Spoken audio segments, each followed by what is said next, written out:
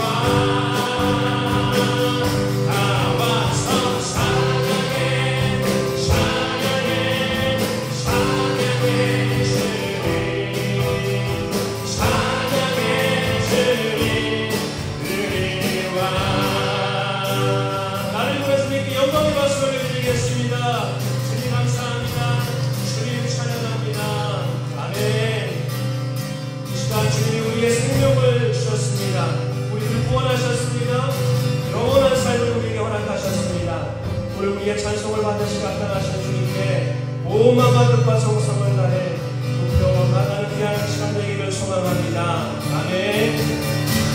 지존하신 주님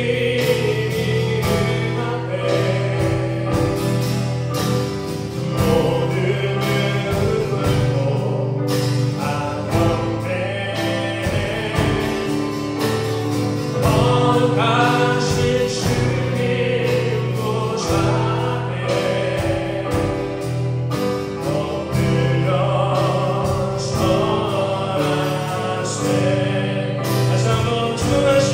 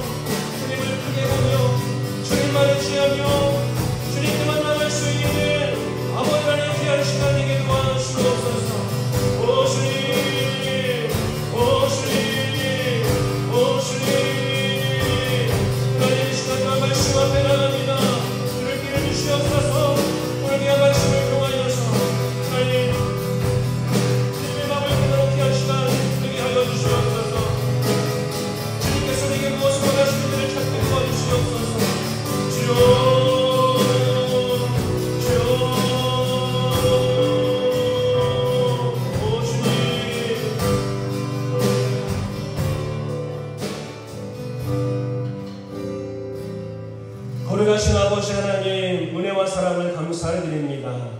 이 시간 신앙 고백하며 주님 앞에 나아갑니다. 주님의 십자가의 보혈로 나를 구원해 주셔서 감사합니다.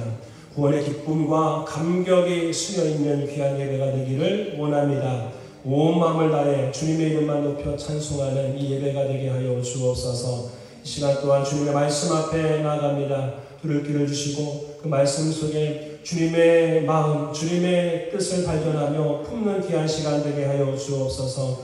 이 시간도 예비하신 은혜를 물붓듯이 주님 부어 주옵소서. 예수님의 이름으로 간절히 기도드리옵나이다. 아멘. 아멘. 할렐루야. 교회 소식란을 봐주시기 바랍니다.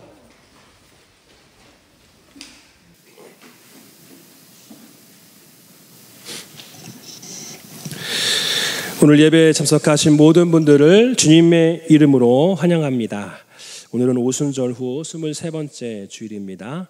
그리고 오늘은 종교개혁 주일로 지킵니다. 매주 금요일마다 금요 기도회가 저녁 7시 30분에 있습니다. 기도 제목이 없는 분은 없겠죠. 기도 제목 가지고 나오셔서 주님 앞에 간구하는 금요 기도회가 되기를 바랍니다. 추수감사주일이 11월 17일 셋째 주일에 있습니다. 한 해의 하나님의 은혜를 기억하며 주님 앞에 감사하면서 나아가는 11월 한 달 되기를 바랍니다. 추수감사절을 끝으로 해서 교회력이 마무리가 됩니다. 이제 교회력이 끝나고 새로운 교회력이 시작이 됩니다. 그래서 교회력은 뭐로 끝나는 거예요? 감사로 끝나는 거예요. 왜냐하면 감사로 끝나야 새로운 교회력을 향한 새롭게 출발하는 교회력을 향해서 뭘 가질 수 있어요? 기대감을 가질 수 있거든요. 하나님께서 새로운 새해에도 나에게 어떠한 은혜를 베풀어 주실까? 감사가 있어야 이러한 기대감이 있는데 저는 신앙은 감사로 이렇게 표현될 수 있다고 봅니다. 11월 한 달 지난 시간을 되돌아보면서 주님 앞에 감사하는, 마음껏 감사하는 11월 한 달, 그리고 11월 17일 추수감사 주일이 되기를 바랍니다. 그때는 전교인 오찬이 있습니다. 점심 식사가 있으니까 꼭 기억하시고 일정을 잘 조절해 주시기를 바랍니다.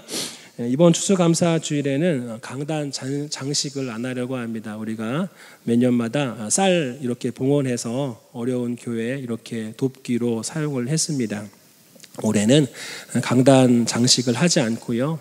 대신에 우리가 파키스탄, 우리 시자 목사님 고향이죠. 파키스탄에 기독교인들을 향한 핍박이 있습니다. 그리고 교회를 향한 핍박이 있습니다. 거기 안에서 많은 그런 신앙인들이 순교를 당하고 있습니다.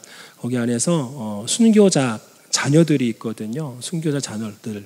엄마 아빠가 없으면은 어떻게 되겠습니까? 케어가 필요합니다. 그래서 올해는 뭐 앞에 꾸미는 거 이런 거 하지 말고 우리가 좀 이렇게 파키스탄의 순교자 자녀들을 돕는 그러한 헌금으로 함께 동참하자 이러한 마음으로 이번 추수감사주일에는 기도하면서 중보하면서 임해 주시기를 부탁을 드립니다.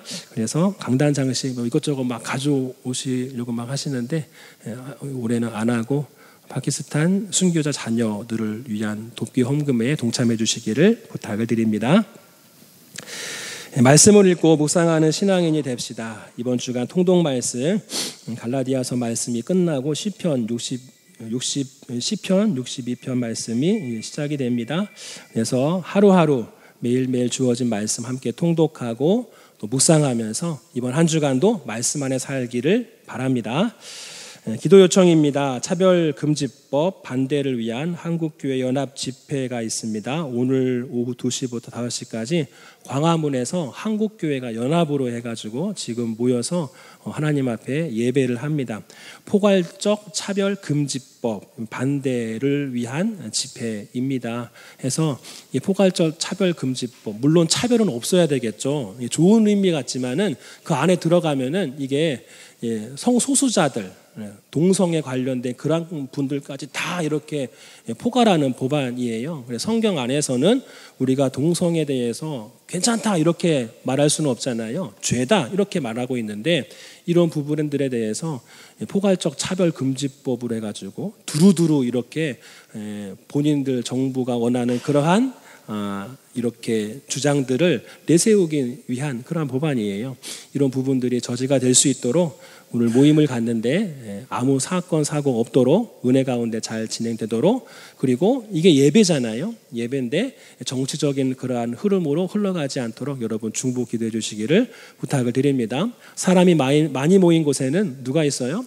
정치인들이 있죠. 표를 얻기 위해서, 관심을 갖기 위해서 하면 정치인들 와가지고 또 연설하고 하면은 이거는 세상적인 그러한 모임밖에 되지 않아요. 그래서 철저히 예배 중심으로 진행되려고 지금 진행위원회에서 준비하고 있다고 합니다. 모든 교단이 함께 이 일에 동참하고 있는데 여러분 기도 오늘 2시부터 5시까지 기도하시면서 중보 기도하시면서 이 법안이 저지될 수 있도록 꼭 여러분 기도할 때마다 추가해서 중보기도 해주시기를 부탁을 드립니다. 예배 후에 교회학교 학생부 모임이 있습니다. 다른 광고는 주보를 잘 참고하시기를 바랍니다. 오늘 이번 주간 암송 구절 같이 읽겠습니다. 시작. 로마서 10장 17절 말씀. 그러므로 믿음은 들음에서 나며 들음은 그리스도의 말씀으로 말미암았느니라. 로마서 10장 17절 말씀. 아멘. 말씀 듣고 말씀 읽을 때에 믿음이 막 생겨나거든요. 말씀 중심의 삶을 살아가시기를 바랍니다. 오늘은 종교개혁 주일이에요. 그래서 1517년에 독일에서 있었던 종교개혁을 중심으로 해서 이제 우리 개신교가 거기에서부터 시작이 되었어요. 과거 가톨릭 교회의 어떠한 그러한 부패에서 오직 말씀으로 돌아가자, 오직 은혜로 돌아가자, 오직 믿음으로 돌아가자. 이게 슬로건이거든요. 그래서 성경 말씀 벗어나면은 우리 그게 아니라 성경 말씀 기준으로 살자. 여기에서부터 한국 교회가 아니라 전 세계 교회가, 기독교회가 시작이 됐습니다. 말씀 안에 승리하시기를 소망합니다. 하나님의 말씀을 함께 봉독하겠습니다. 오늘 말씀은 마가복음 10장 46절부터 52절까지 말씀입니다.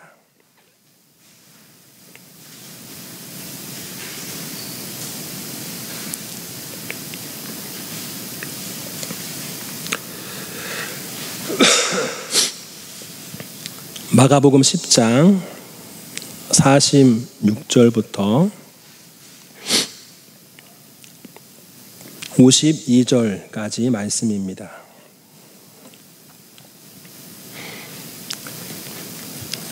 (46절부터 52절) 다 같이 함께 한 목소리로 합독하겠습니다. 시작.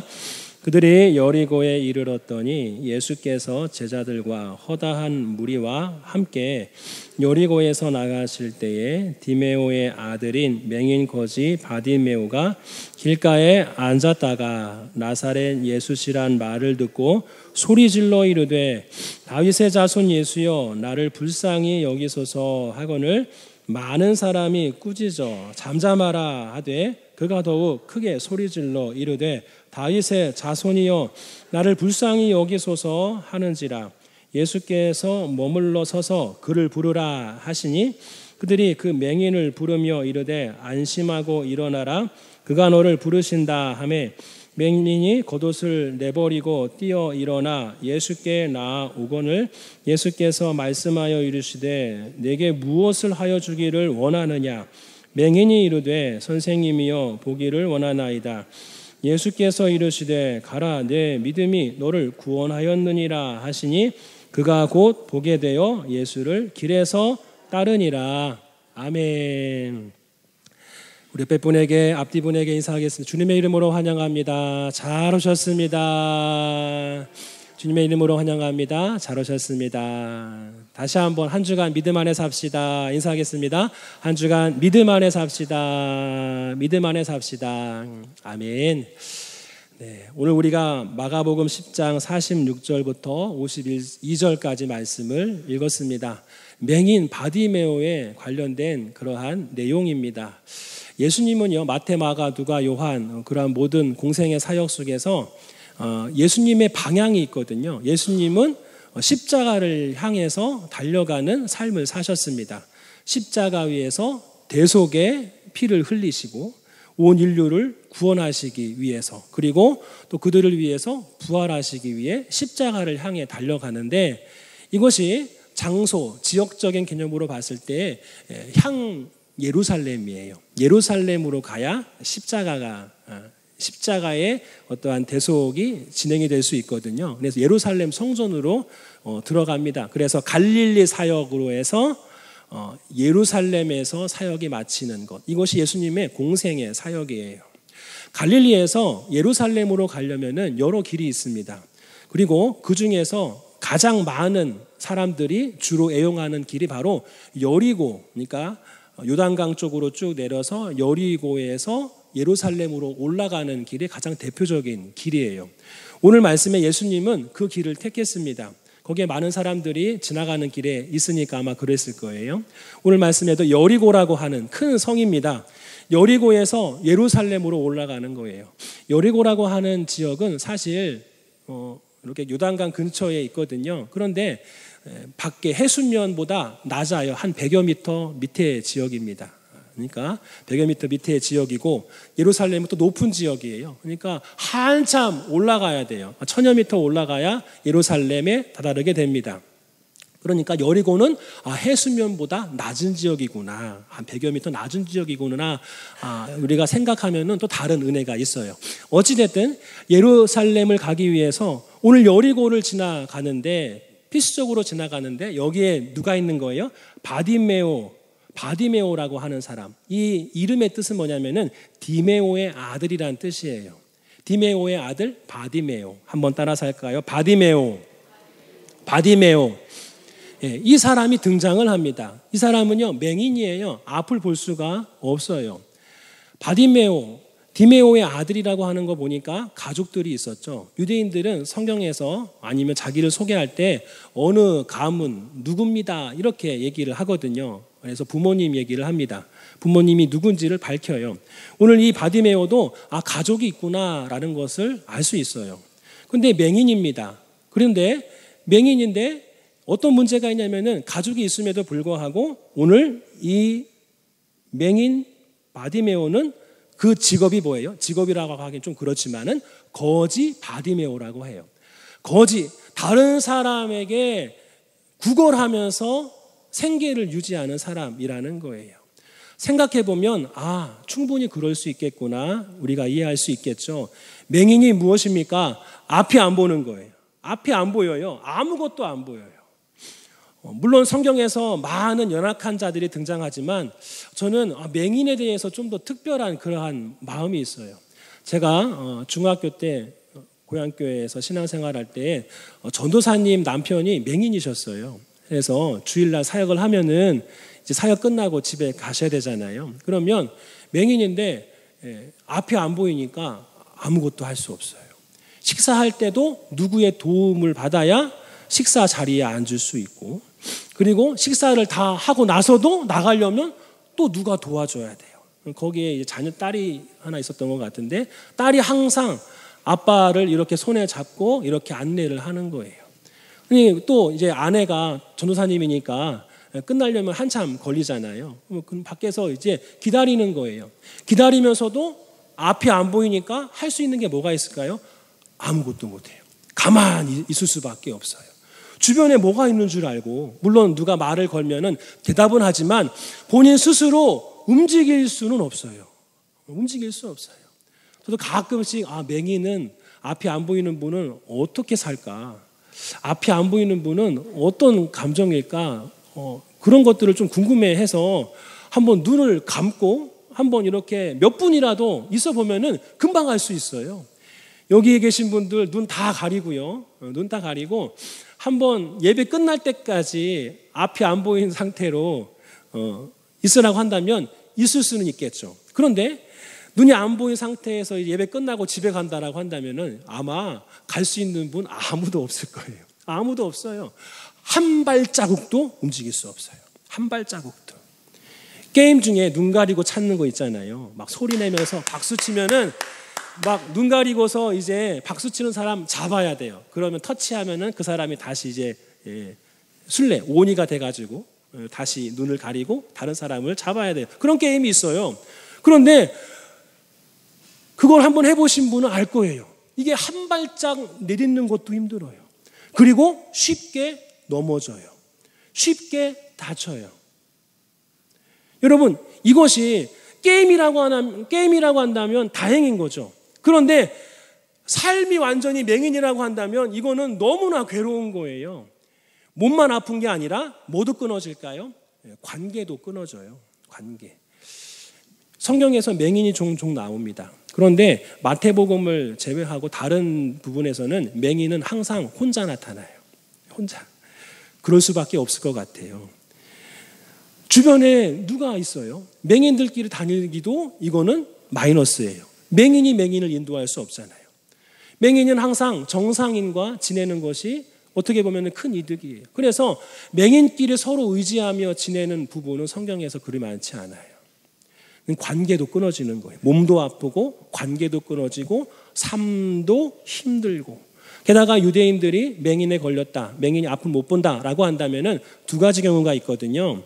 나면서부터 맹인된 사람이 있고 살면서 맹인된 사람이 있어요. 이게 각각 해석이 다르긴 하지만은 다 유대인들은 어떻게 여기는 거예요? 죄 때문에 벌 받는다 생각을 한 거예요. 그러니까 혼자도 고립되어 있고 앞이 보이지 않으니까 관계 안에서도 다른 사람과 거리를 둔 상태에서 또 고립되어 있고, 또 신앙적으로도 죄 때문에 맹인되었다라고 여기니까 하나님과도 완전히 분리가 된 그러한 상태를 매일매일 경험하는 거예요. 이 맹인의 특징은 어둠이라고 우리가 단정 지을 수 있어요. 어둠. 몸의 어둠, 영적으로 어둡고 삶으로 어둡고, 완전히 어둠이 완전히 그 사람의 특징인 거예요. 그런데 이 사람이 직업이 뭐예요? 거지라는 거예요. 거지. 그러면 몇 가지 추측을 할 수 있어요. 물론 확실하진 않지만 분명히 디메오의 아들이라고 하면 가족들이 있겠죠. 그런데 이 사람은 거지 활동을 하고 있어요. 가족들이 이 바디메오를 어떻게 한다?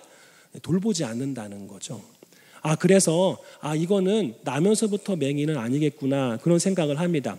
나면서부터 맹인이라고 한다면은 그 죄의 대상은 부모에게 돌아가거든요. 부모가 죄 지어서 그렇게 맹인된 아들, 딸 낳았구나, 이렇게 얘기하거든요. 그런데 가족들이 이 맹인을 돌보지 않는다는 거는 부모 때문에 나면서부터 맹인된 것이 아니라 살면서 어린 나이에 뭔가 잘못돼서 맹인이 될 수 있겠구나. 그러면 가족들의 입장에서 뭐예요? 가족의 명예가 실추되는 거잖아요. 네가 잘못해서 그렇게 맹인되었구나 하면서 돌볼 생각을 물론 처음엔 했겠죠. 돌보다가 나중에는 손절하는 거예요. 먹고 살 어떠한 삶이 힘드니까 이 바디메오는 이제 다른 거 할 수 없어요. 거지로밖에 설 수 없거든요. 누군가의 도움이 절대로 필요합니다. 그런데 이 맹인, 아무것도 안 보이는 사람이 여리고에서 구걸을 하고 있는데 갑작스럽게 이전과 다른 분위기를 감지한 거죠. 웅성웅성 되기 시작하는 거예요. 웅성웅성. 사람들이 지금 평소보다 더 많이 몰려 있는 거죠.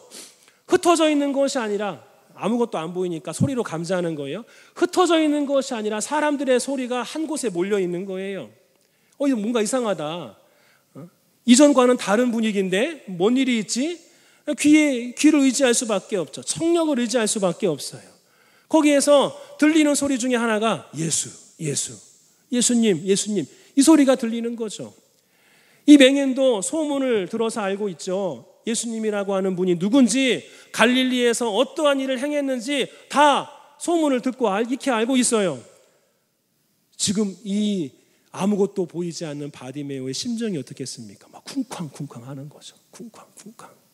모든 것을 포기하고 어둠 가운데 평생 살다가 죽을 수밖에 없는 그러한 존재인데, 모든 병자들이 예수님 앞에 나아가면 낫는다는 그러한 소문을 들었는데, 그 예수님이 지금 우리 여리고 이 성에 들어와서 사람들이 그분 옆에 막 몰려들고 있으니까 심장이 막 두근두근 거리는 거죠. 저 예수님 앞에 나가면은 내가 나을 수 있을까? 저 예수님 앞에 나가면은 내 눈이 팍 뜨일 수 있을까? 아마 그런 심정일 거예요.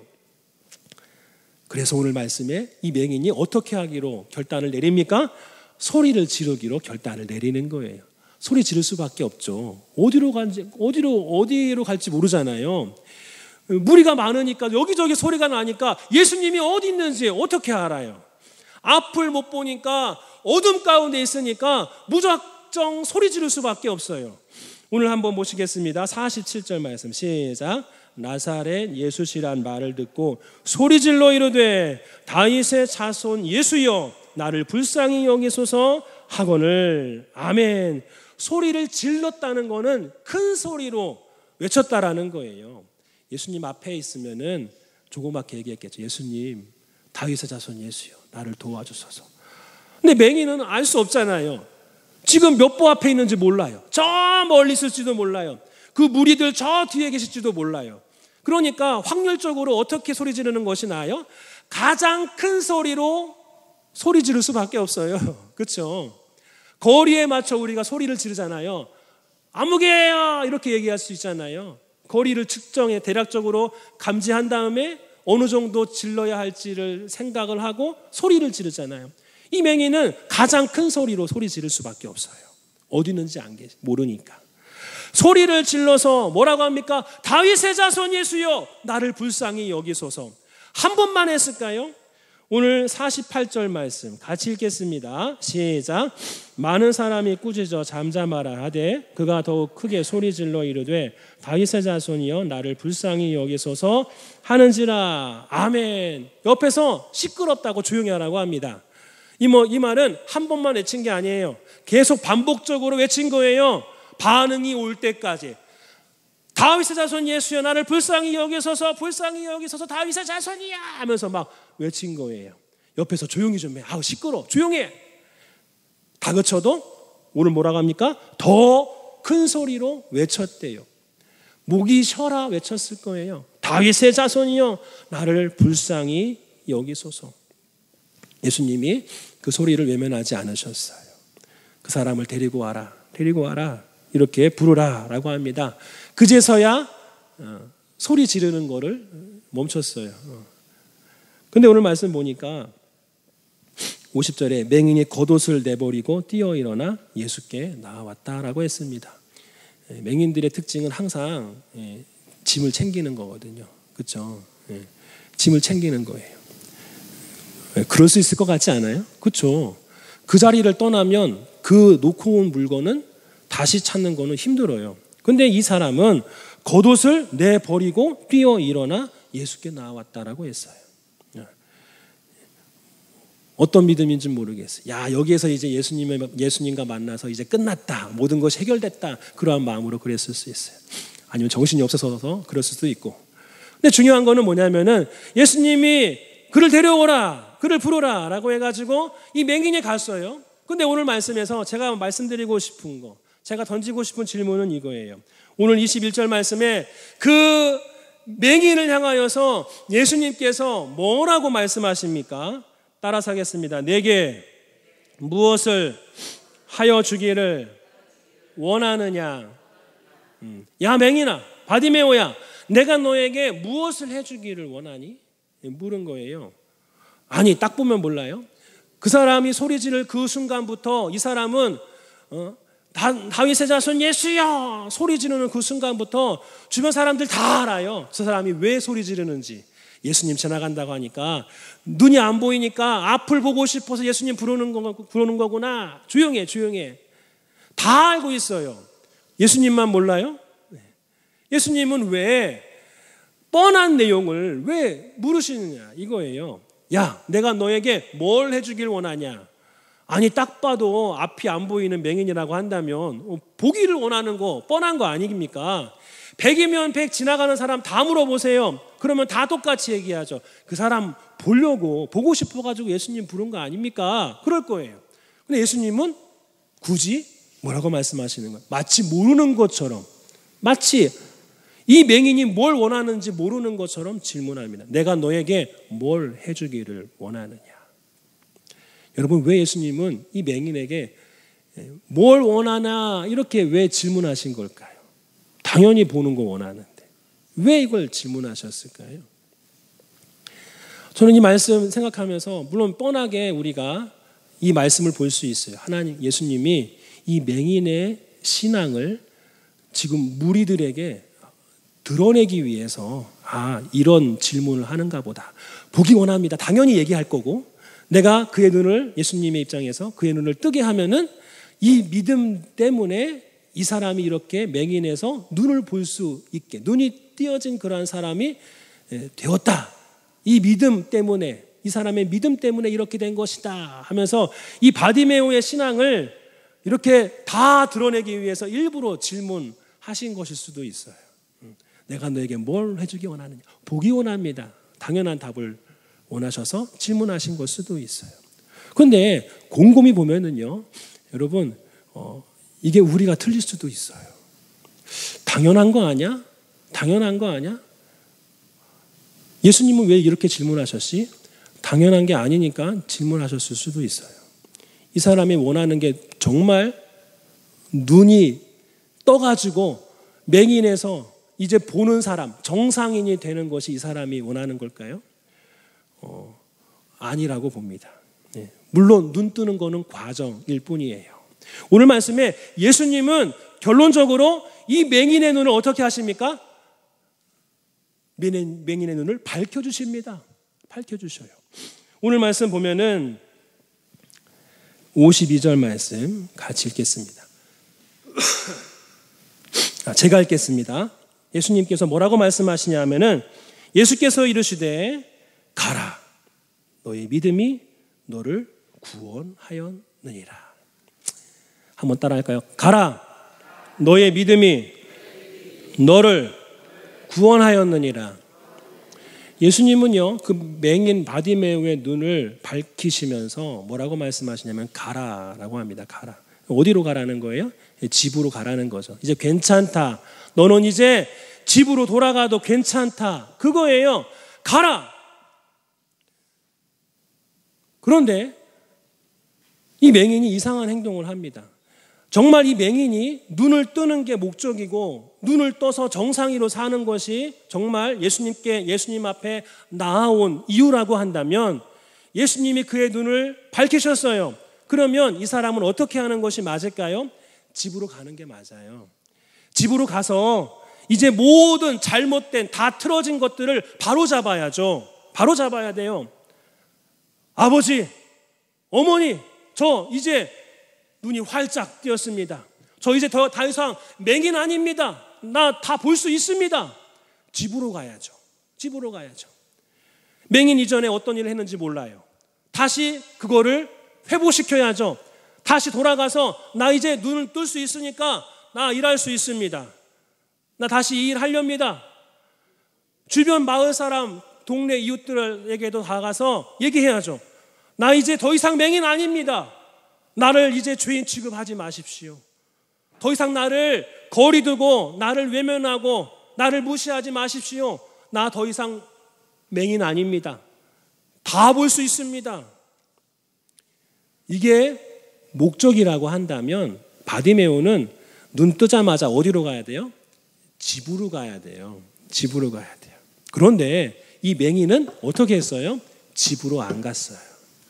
집으로 안 갔어요. 그 말은 뭐냐면은 이 맹인은 단순히 눈 뜨기 위해서 예수님께 나아간 게 아닌 거예요. 단순히 눈 뜨고 싶어서 맹인이라고 하는 이 장애에서 벗어나고 싶어서 예수님께 고함 지른 게 아니라는 거예요. 오늘 맨 마지막에 뭐라고 합니까? 그가 곧 보게 돼요. 누구를?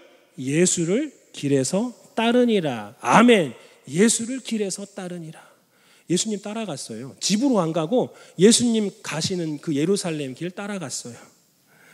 더 이상 이 바디메오에 대해서는 이제 성경에 나오진 않아요. 예수님을 따라갔다는 거는 예수님의 제자가 됐다는 거예요. 12제자 이런 게 아니라 예수님을 따르는 무리를 다 제자라고 하거든요. 나중에는 12제자를 사도라고 부르고. 제자가 된 거예요. 예수님을 따르는 제자가 됐어요. 집으로 가지 않았어요. 그 말은 뭐냐면은 예수님 앞에 고래고래 소리 지르는 거는 어떤 의미에서 한 거예요? 예수님께 나를 받아달라. 그래가지고 소리 지른 거예요. 눈을 뜨기 원합니다. 당연하죠. 눈을 떠야 예수님 따라갈 수 있으니까. 눈을 떠야 온전히 예수님 따라갈 수 있으니까 눈 뜨기 원합니다. 보기를 원합니다. 간구한 거지 단순히 눈 떠가지고 내 삶에 어그러진 거 다 회복시키려고 주님 앞에 간구한 것이 아니라 주님이시기 때문에, 내 앞에 계신 예수님이 메시아고 구원의 주가 되시기 때문에 내가 주님 보기를 원하고 주님 따르기 원해서 내가 이 맹인에서 벗어나야 되겠습니다 해가지고 소리 지른 줄 믿습니다. 이 맹인이 예수님을 부를 때 뭐라고 합니까? 다윗의 자손이요, 다윗의 자손 예수요. 이건 메시아에 대한 그러한 호칭이거든요. 다윗의 자손 중에 이제 새로운 왕이 나오는 구약의 약속의 말씀을 근거로 한 거예요. 다윗의 자손 예수요. 이 말은 당신은 메시아입니다. 당신은 구세주입니다. 이 고백이에요. 여러분, 마가복음에서 예수님을 메시아로 고백한 사람은 3명 정도 돼요. 3명 정도. 베드로가 고백했죠. 주는 그리스도시요 살아계신 하나님의 아들이다.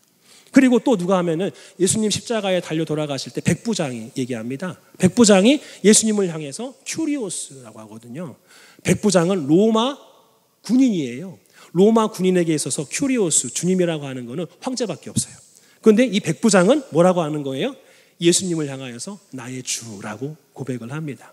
그리고 세 번째로 오늘 말씀에 이 바디메오가 다윗의 자손 예수여라고 하면서 예수님을 향하여서 메시아로 고백을 하고 있어요. 이 말은 단순히 눈뜨기 원합니다, 이게 아닌 거죠. 메시아인 예수님을 내가 보기 원합니다. 메시아이신 예수님 당신을 내가 따르기 원합니다. 그래서 내가 눈이 띄어졌으면 좋겠습니다. 내 눈을 밝혀주시옵소서 얘기한 거예요. 그리고 맨 마지막에 예수님을 어떻게 한 거예요? 길에서 따르니라 얘기를 한 거죠. 아까 겉옷도 벗어 던지고 이 말은 상징적인 거죠. 내가 지금의 상황에서 이제 벗어나겠다라는 의지거든요. 예수님 따라가겠다라는 강한 의지인 거예요. 돌아오지 않겠다. 더 이상 이 자리로 돌아오지 않겠다.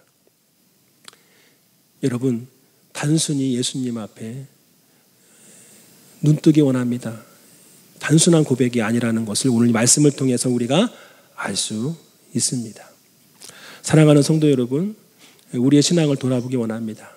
은혜를 받았다라고 하는 것은 정말 성도들에게 있어서 가장 큰 어떻게 보면 경험인 거죠. 성도는 은혜 받은 자입니다. 할렐루야. 이 자리에 함께 하신 모든 분들이 주님의 은혜 가운데 있는 줄 믿습니다. 그러면 성도라고 한다면 여기서 멈춰서는 안 돼요. 성도는 은혜 받은 자이기 때문에 누구를 따라가야 되는 거예요? 예수님을 따라가야 하는 존재인 줄 믿습니다. 이게 오늘 말씀에는 경계가 분명하게 있어요. 바디메오가 눈뜨기를 원합니다, 보기를 원합니다 하잖아요. 그런데 이거는 우리의 착각이었어요. 예수님은 이 사람이 뭘 원하는지를 진짜 알고 싶었거든요. 다 알죠? 눈뜨기 원하는 거 아니야? 아니요, 그거 우리의 착각이에요. 예수님은 그 이상의 것이 있으니까 이 바디메오에게 뭐라고 한 거예요? 내가 너에게 뭘 해주기 원하냐 말씀하신 거예요. 그 이상이 있으니까. 여러분, 그 이상을 우리 하나님, 우리 주님은 우리에게 요구하십니다. 그게 바로 성도의 길이에요. 마가복음에 길이 많이 나온다고 했잖아요. 오늘도 길에서 예수를 따르니라. 누가? 바디메오가. 여러분, 오늘 종교개혁주일이에요. 1517년 독일에서 종교개혁이 일어났어요. 마틴 루터가 지금 가톨릭이죠. 개신교 이전의 교회, 초대교회에서부터 하나님의 의뢰로 시작된 그 교회가 1517년까지 어떠한 과정을 밟았어요? 교회가 타락한 거예요. 더 큰 성당을 져야 돼. 더 큰 교회를 져야 돼. 그때는 뭐 교회가 구교, 신교이 없었으니까 지금도 유럽은 다 교회라고 해요. 성당도 교회라고 하고 개신교 교회도 교회라고 합니다. 더 큰 교회를 지기 위해서 지으려니까 많은 돈이 필요하거든요. 이 돈을 어떻게 모으지? 성도들이 헌금을 해야 되는데 헌금이 모자라는 거예요. 그래서 떠올리는 게 뭡니까? 면죄부를 판매하는 거예요. 면죄부. 우리 개신교는 없지만 연옥설이라고 있어요. 사람이 성도가 죽으면 연옥에서 훈련받고 천국 가는 거예요. 그런데 살아있는 가족들이 면죄부를 사면은 그 연옥에 있는 기간이 단축이 된다. 빨리 천국 갈 수 있다. 이런 것들을 성경에 나오지 않은 내용들을 교회에서 막 강요를 하는 거예요. 너 지금 너 아들 신앙생활 제대로 못했잖아. 지금 사고 나가지고 죽었는데 지금 연옥에 있어. 천국 가려면 얼마나 많이 남은 줄 알아? 그런데 여기 면죄부가 있어. 이 면죄부 얼마니까 이거를 사고 헌금하면은 너의 아들은 연옥에서 빨리 천국 갈 거야. 이렇게 강조하는 거죠. 교회가 점점 더 웅장한 교회를 지으려고 이렇게 성경을 왜곡해서 지금 헌금을 모은 거예요. 성당, 교회를 크게 지면은 이게 어떻게 보면은 우리의 필요잖아요. 필요. 크게 져가지고 웅장하게 지고 파워를 모으려고 하는 거거든요. 또 그 당시에 문제가 뭐냐면은 성직자들만 성경을 읽을 수 있었어요. 우리가 이렇게 함께 봉독하잖아요. 그런 거 없었어요. 오직 성직자만 성경을 읽을 수 있어요. 일반 성도들은 성경 못 읽겠어요. 성직자들은 와 거룩한 사람이다. 이야 대단하다. 야 다 라틴어로 써 있는 성경을 막 이렇게 멋들어지게 읽는 거죠. 그러면 거기에서 거룩함이 이제 묻어나는 거죠. 성도들은 못 읽게 했어요. 번역도 안 시켰어요. 독일어로 번역 안 시켰어요. 오직 성경은 라틴어로만 되어 있는 거예요. 하면서 그렇게 읽게 하는 거예요. 너희들은 듣기만 해. 성경은 우리만 읽을 수 있어. 아니 마틴 루터 입장에서는 말도 안 되는 거죠. 모든 사람을 위해서 예수님이 이 땅에 오셨는데 십자가를 지셨는데 성직자들이 또 정치와 연계돼서 또 정치 활동도 합니다. 황제 교황에게는 왕과 대결할 수 있는 그러한 힘을 또 막 부여하려고 합니다. 마틴 루터의 입장에서 봤을 때 너무나 성경에서 어긋난 거예요. 하나님 앞에 그때 당시에 성직자들이 간구합니다. 큰 성전, 큰 교회 지게 해주십시오. 우리의 권세가 이 정부를 뛰어넘게 해주십시오. 이 성직자들이 더욱더 거룩해지게 해주십시오. 눈을 뜨기 원합니다. 여기에만 머물러 있는 거예요. 눈 뜨기 원합니다. 보기 원합니다. 내가 원하는 것, 이 땅에서 내가 누릴 수 있는 것만 하나님 앞에 간구하는, 오늘 이 바디메오가 우리가 이해하는 그러한 간구라고 한다면 그것밖에 되지 않은 거예요. 그 이유가 있는데 그게 무엇입니까? 예수님을 따르는 거죠. 지금 마틴 루터가 종교개혁을 일으키기 전에 그 교회는 예수님을 따라갔어야 됩니다. 하나님의 은혜를 입었다라고 한다면 예수님을 따라서 예수님의 말씀대로, 성경 말씀대로 살았어야 되겠죠. 그래서 마틴 루터가 95개조 방방문을 성당 입구에 딱 붙입니다. 그러면서 오직 말씀으로 돌아가자. 이게 무슨 짓이냐? 오직 은혜로 돌아가자. 무슨 짓이냐? 행위로 구원받는다? 말도 안 되는 내용이다. 성경에 어떤 그런 내용이 어디 있느냐? 오직 믿음으로 구원받는다. 오직 믿음, 오직 은혜, 오직 말씀. 이것만 여기로 돌아가자 강조하면서 종교개혁이 일어나가지고 지금 그때부터 우리 개신교가 그 역사를 밟아온 줄 믿습니다.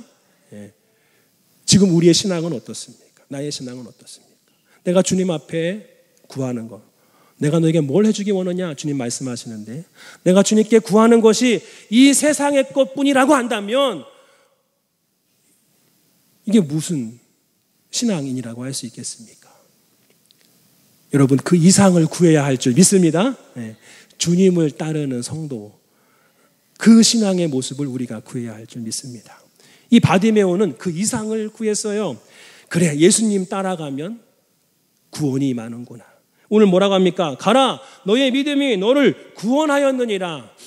병이 낫는 것도 맞지만 예수님은 바디메오의 신앙을 보신 거예요.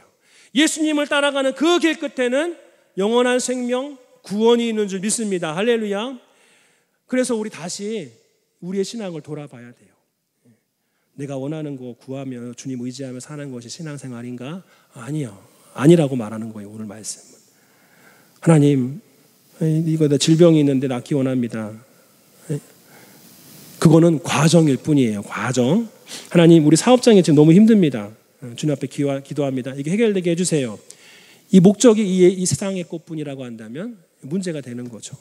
그 이상을 구해야 돼요. 사업장을 위해서. 우리들의 학업 마찬가지예요. 우리의 직장 마찬가지예요. 나의 미래에 대한 어떠한 기도 제목 다 마찬가지예요. 그 이상을 구해야 돼요. 다시 돌아와야 됩니다. 주님이 가신 길로 돌아와야 됩니다. 돌아와야 됩니다. 그런 말이 있어요. 교회는 계속해서 개혁되어져야 한다. 성도는 계속해서 개혁되어져야 한다. 바꾸라는 말이 아니라 항상 초심을 잃지 말자는 거예요. 항상 이 땅에 살아갈 수밖에 없는 연약한 존재니까 이제 이 땅의 것에 초점 맞춰가지고 살아갈 수밖에 없는 그런 존재니까 이 땅의 것에 포커스를 맞춰 막 간구하거든요. 그때 다시 한번 생각해야 돼요. 개혁되어져야 된다. 내 신앙이, 우리의 가정이, 우리의 교회가 개혁되어져야 된다. 어디로요? 예수님 가신 길 따라가는 그 자리로 개혁되어져야 한다. 가정을 위해 기도하는, 건강을 위해 기도하고, 물질을 위해 기도하고, 건강, 내 삶의 질병을 위해 기도하고, 사업장을 위해 기도하고, 학업을 위해, 취업을 위해 기도하는 거 당연하지만 그것뿐이 아니라 그 이상의 것으로 과정 삼아서 주님 앞에 기도해야 할 줄 믿습니다. 그것이 종교개혁의 정신이에요. 지금도 얘기해요. 다시 개신교 종교개혁 일어나야 된다. 오늘 광화문 집회도 종교개혁주일 맞춰가지고 한 거예요. 그런 것 같아요. 종교개혁주일에 맞춰 다시 말씀으로 돌아가야 된다. 성평등이 어디 있느냐? 성경은 남녀평등이지. 남녀평등. 성평등하면 제3의 성도 얘기하는 거거든요. 어디 있느냐? 말씀으로 돌아가자. 은혜로 돌아가자. 믿음으로 돌아가자. 지금 이게 한국의 상황이 아니라 미국도 지금 그것 때문에 지금 막 일어나고 있거든요. 데모하고 있어요. 동성애 관련된 그러한 법을. 한국도 지금 우리 한국 교회가 주님 앞에 기도하면서 다시 개혁되어야 할 줄 믿습니다. 네. 오늘 이 시간 다시 한번 나의 신앙을 돌아보며 주님 앞에 오늘 바디메오처럼 단순히 보기를 원합니다가 아니라 그 이상의 것으로 구하고 예수님 따라갈 수 있는 성도가 되기를 주님의 이름으로 축복합니다. 이 시간 우리 함께 기도하기를 원합니다. 시간이 많이 가서 바로 기도하겠습니다. 이 시간 기도할 때 아버지 하나님, 오늘 이 시간 주님 앞에 간구합니다. 주님, 1517년의 종교개혁 이후에 우리 한국교회 그 역사 가운데 한국교회가 시작이 되었고 지금까지 달려왔습니다. 하나님, 그 안에서 나는 성도로 지금 서 있습니다. 아버지 하나님, 항상 내가 주님의 가신 길 따라가고 있는지를 점검하면서 항상 개혁되어지는 그러한 신앙인 되게 하셔서, 또한 그러한 가정, 그러한 교회 되게 하셔서 오늘 바디메오의 신앙을 본받아 주님 가신 길 끝까지 따라갈 수 있는 그러한 성도 되게 하여 주옵소서. 하나님, 이번 한 주간도 이러한 믿음 가운데 이 땅의 것만 간구하는 것이 아니라 주님의 나라와 그의 뜻을, 그의 의를 위하여 간구할 수 있는 이번 한 주간 되게 하여 주옵소서. 신앙의 본질, 그 뿌리가 튼튼히 세워져 있는 우리 아사만 교회 되게 하여 주시옵소서. 다 같이 함께 한 목소리로 기도하겠습니다. 주여, 주여, 주여. 거룩하신 아버지 하나님, 은혜와 사랑을 감사히 드립니다.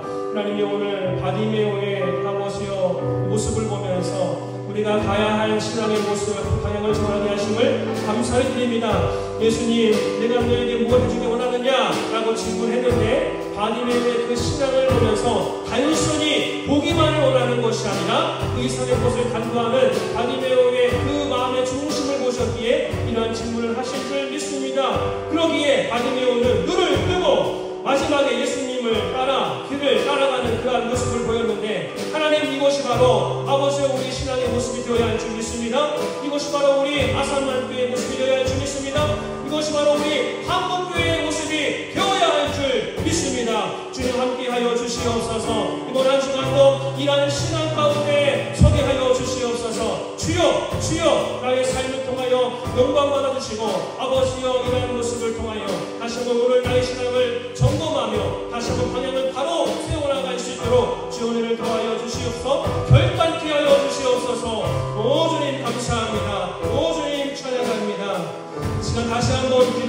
원합니다. 이 시간 기도할 때 오늘 오후 2시부터 5시까지 광화문에서 한국교회 연합 집회가 있습니다. 포괄적 차별금지법 저지를 위한 그러한 기도 모임입니다. 예배 모임입니다. 하나님, 오늘 집회 가운데 함께 하셔서 아버지 우리 대한민국 가운데 주님 말씀의 뜻이 세워지게 하여 주시옵소서. 아버지여, 악한 그런 법안이 아버지여 어둠의 법안들이 통과되지 않게 하시고 아버지여 이 일 가운데 주님 간섭하셔서 우리 대한민국 더욱더 열방을 향하여서 귀하게 사용받는 그러한 민족 되게 하여 주시옵소서. 함께 오늘 집회를 놓고 중보기도합니다. 함께 기도하겠습니다. 주여 주여 주여 거룩하신 아버지 하나님 오늘 한국교회가 연합으로 모여서 광화문에서 집회를 합니다. 아버지 같이 잡아둔법에 대한 아버지 하나님이여 그런 마음을 가지고 주님 앞에 간구하며 아버지 한국교회 입장을 분명하는 아버지여 귀한 모임입니다. 주님께서 함께하여 주시어서 이번 아버지여 시간을 계기로 하여서 한국교회 가운데 어둠이 떠나가게 도와주시옵소서. 악한 법안들이 다 무너지게 도와주시고 하나님 말씀 가운데 우리 대한민국이 세워지게 도와주시옵소서. 그래서 아버지여 가정이 살고 아버지 그래서 교회가 살고 한국 사회가 회복되어지게 주님 역사하여 주시옵소서. 주여 주여 주여 하나님 오늘 집회한 가운데 아버지여 정적이 문되지 않게 도와주시고 순간순간마다 역사하셔서 성령님의 인도하심 가운데 은혜만 넘치는 귀한 모임들로 주의 복의 복을 더하여 주시옵소서. 불미스러운 어깨 주님 붙들어 주시고 아버지 그 모임 가운데 오직 하나님의 뜻만 드러나게 도와주어 쌓여 주시옵소서. 주님 감사드립니다. 주님 찬양합니다. 영광을 받아 주시옵소서. 주님 감사합니다. 하나님 오늘 바디네오의 신앙을 돌아봅니다. 아버지 우리가 주님 앞에 보기를 원합니다 라는 기도 제목을 많이 주님 앞에 올려드립니다. 하나님 그것뿐이라고 한다면 이 세상의 사람과 무엇이 다르겠습니까? 다른 종교와 무엇이 다르겠습니까? 우리 주님 메시아이고 구세주가 되시며 왕 중에 왕이 되시는데 참된 하나님이신데 하나님 앞에 우리가 구하되 아버지 그 이상의 것을 구하며 주님을 따라갈 수 있는 거룩한 성도로 승리하게 주여 인도하여 주옵소서. 이번 한 주간도 오늘 말씀 위에 굳건하게 세워지는 아버지 하나님 성도 되게 하여 주시옵소서. 하나님 오늘 오후에 아버지 광화문에 집회가 있습니다. 한국교회 가운데 또 대한민국 가운데 어둠의 법안들이 다 무너지게 도와주시고 그래서 한국교회뿐만 아니라 각 가정들이 회복되어지게 하시며 사회가 회복되어지도록 주님 은혜를 더하여 주시옵소서. 하나님 한국교회 그래서 더욱더 열방을 향하여서 주님 앞에 귀하게 쓰임받는 그런 민족 되게 하여 주시옵소서. 예수님의 이름으로 간절히 기도하옵나이다. 아멘. 다같이 일어나셔서 봉헌송 찬양하겠습니다.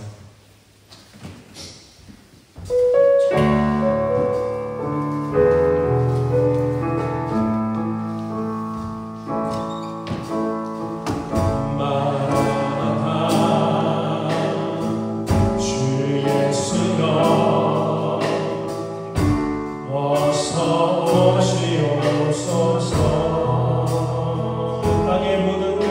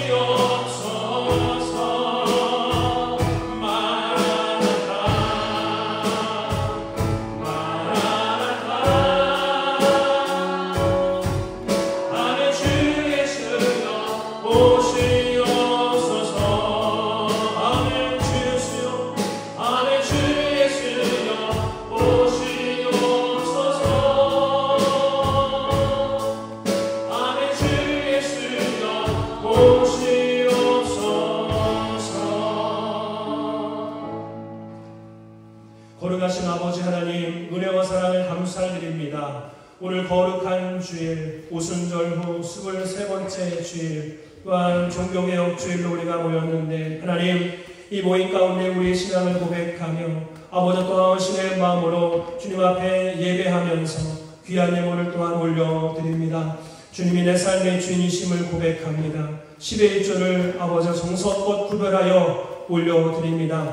주님의 은혜 손길에 항상 내 삶 가운데 머물러 있게 호람내의 신앙으로 주님 앞에 감사의 예물을 올려드립니다. 영혼을 사랑하는 마음으로 성경을 주문된 교회를 온전히 세우고자 건축 헌금을 또한 그 외 여러 가지 헌금을 정성껏 거룩히 구별하여 올려드립니다. 아버지 하나님, 유인 내 자신을 드린다는 그러한 신앙 고백으로 드리오니 이 예물과 함께 주님 나를 받아 주시옵소서. 내 삶을, 우리의 가정을, 우리 교회를 받아 주시옵소서. 거룩하신 아버지 하나님, 육신의 연약함 가운데 있는 심령들이 있습니다.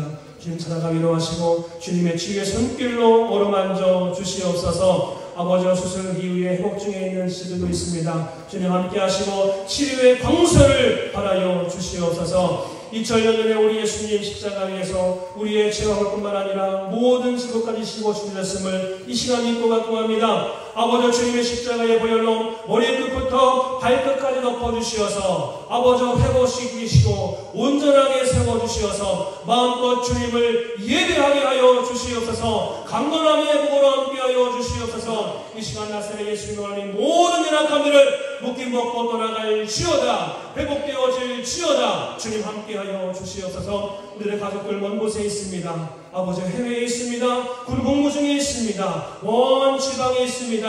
아버지 어디 있든지 하나님 임마누엘로 함께 하시고 형통의 삶을 살아가게 하여 주시옵소서. 주님 알지 못하는 아버지 가족들 함께 하시는 주님 발견하게 하시고 복음의 귀를 기울이게 하시며 예수님 믿고 구원받아 신앙생활하게 하여 주시옵소서. 지금까지 혼자 살아왔다라고 한다면 앞으로는 우리 주님과 함께 인생 살게 하여 주시옵소서. 이번 한 주간 하나님 우리 성도들 각자의 삶의 자리에서 믿음의 전진이 있게 하여 주시옵소서. 바디메오처럼 아버지 구하는 것 이상을 주님 앞에 간구하며 주님 따라가는 그러한 성도로 승리하게 하여 주시옵소서. 놀라운 주님의 은혜만 간구합니다. 영광을 받아 주시옵소서. 선교지에 함께 하시고 주님의 뜻을 이루어 주시옵소서. 핍박 가운데 있는 교회 아버지여 주님 이번 주간도 건강과 안전으로 보호하시고 그 안에 더욱더 큰 은혜를 아버지여 도하여 주시옵소서.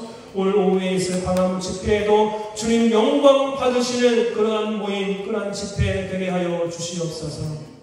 지금은 우리 구주 예수 그리스도의 은혜와 하나님 아빠 아버지의 크신 사랑하시고 성령님의 대주님도 승리케 하시며 오늘 이 자리에 모인 모든 지혜성들 머리 위에와 그 삶의 터전과 온 가족하자는 오손들 위에 지금부터 영원토록 함께 있을지어다. 아멘.